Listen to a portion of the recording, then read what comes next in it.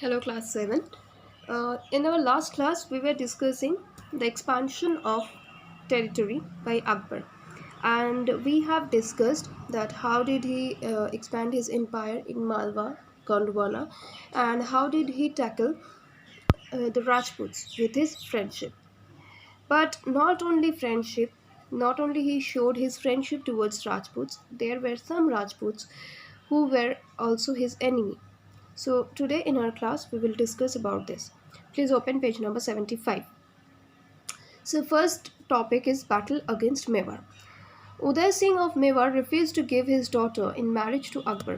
Angry at Uday Singh's refusal, Akbar attacked Chittor, the capital of Mewar. The Mughal forces laid siege of the Chittor fort, also called Chittorgarh, for 4 months and then captured it.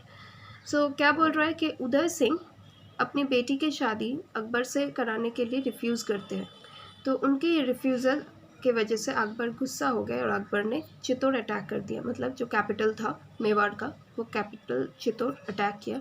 And Chittorgarh fort को मुग़ल जो forces था वो लोग बाहर से एकदम पूरी तरीके से घेर के रख दिया था, ताकि फोर्ट के बाहर से कोई अंदर ना जा सके और कोई अंदर से बाहर भी ना आ सके। 4 महीने तक उन लोगों ने ये सीज रखा था एंड इसके बाद चित्तौड़गढ़ फोर्ट को कैप्चर कर लिया। Resistance bye Rana Pratap Singh.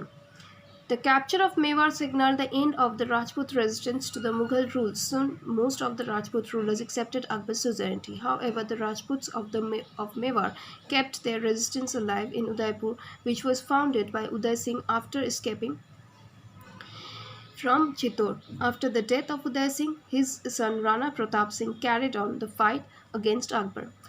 तो जैसे ही चित्तौड़गढ़ फोर्ट को मुगल्स ने कैप्चर कर लिया, तो कहीं ना कहीं ये एक राजपूत्स के लिए सिग्नल बन गया कि उन लोगों का जो रूल है वो ख़त्म होने को है। तो इसलिए मैक्सिमम जो राजपूत रूलर्स थे उन लोगों ने अकबर को एम्परर ऑफ इंडिया मान लिया। लेकिन कुछ राजपूत, स्पेशली मेवाड़ के जो राजपूत थे, उन लोगों ने अपना रेजिस्टेंस, अपना प्रोटेस्ट बनाए रखे।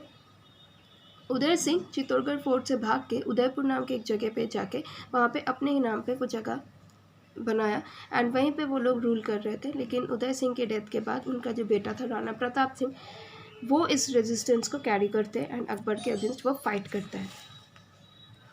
In the Battle of Haldi Ghati, the army of Rana Pratap Singh clashed with the Mughal army, which was led by Raja Man Singh of Amber.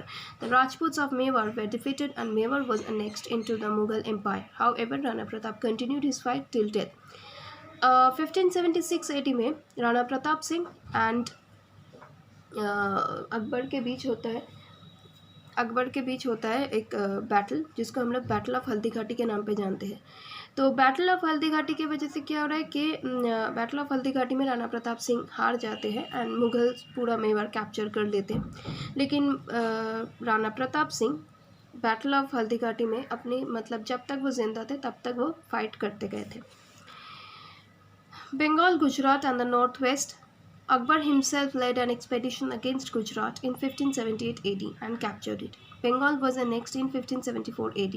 In the northwest, Akbar captured Kabul, Kandahar, Kashmir, Sindh and Balochistan.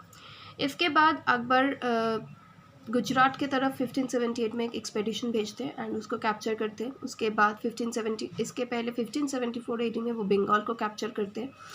North west में अकबर काबुल, कंदहार, सिंध, बालूचिस्तान, कश्मीर को capture करके अपना territorial expansion कर देते हैं वहाँ पे।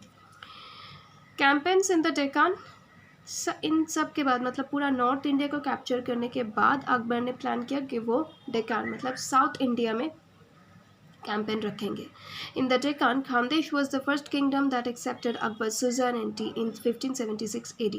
However, other Deccan kingdoms like Ahmednagar, Bijapur, Golconda and Berar refused to become part of the Mughal Empire. Akbar launched attacks on these kingdoms and succeeded in conquering Berar, Golconda, Bijapur, Daulatabad and parts of Ahmednagar. In Ahmednagar, the Mughal forces were challenged by Chand Bibi, who was the regent of the young ruler of this kingdom. It was only after the death of Chand Bibi that the Mughals succeeded in capturing Ahmednagar. तो क्या बोल रहा है कि डेकान में basically 5 main kingdom था and they were Berar, Golconda, Bijapur, Daulatabad and Ahmednagar. तो Mughals ने बहुत इजीली पहले खानदेश को कैप्चर किया, फिर 1576 एडी में वो लोग अकबर की सुजरेनिटी को मान लेते हैं। इसके बाद डेक्कन किंगडम्स जैसे अहमदनगर, बीजापुर, गोलकोंडा एंड बेरार, पहले वो लोग मुगल इंडिया के मतलब अकबर के अंडर में रूल होने के लिए वो लोग पहले रिफ्यूज़ करते, लेकिन बाद में मुगल्स ने जब एक अटैक लॉन्च किया तो बेरार, गोलकोंडा, बीजापुर, दौलताबाद और अहमदनगर की कुछ हिस्से तक मुगल्स ने कैप्चर कर लिया। बाद में अहमदनगर में मुग़ल फोर्सेस को चांद बीबी को फेस करना पड़ा था, मतलब सामना होना पड़ा था। चांद बीबी था वहाँ के जो रूलर था उनका रिजेंट, क्योंकि वो रूलर माइनर था, इसलिए उनके बिहाफ में चांद बीबी वहाँ पे रूल कर रहे थे। तो चांद बीबी के डेथ के बाद ही मुगल्स के लिए पॉसिबल हुआ था कि वो लोग अहमदनगर को भी मुग़ल एम्पायर के अंडर मतलब इन्वॉल्व कर सके, इंक्लूड कर सके मुग़ल एम्पायर के साथ। सो इस तरीके से अकबर ने अपना पूरा एम्पायर को कंसोलिडेट किया। So class 7 please go through this इस एक्सपेंशन टेरिटोरियल एक्सपेंशन जो है अकबर का पूरा, इसको रीड करो along with this explanation. Thank you.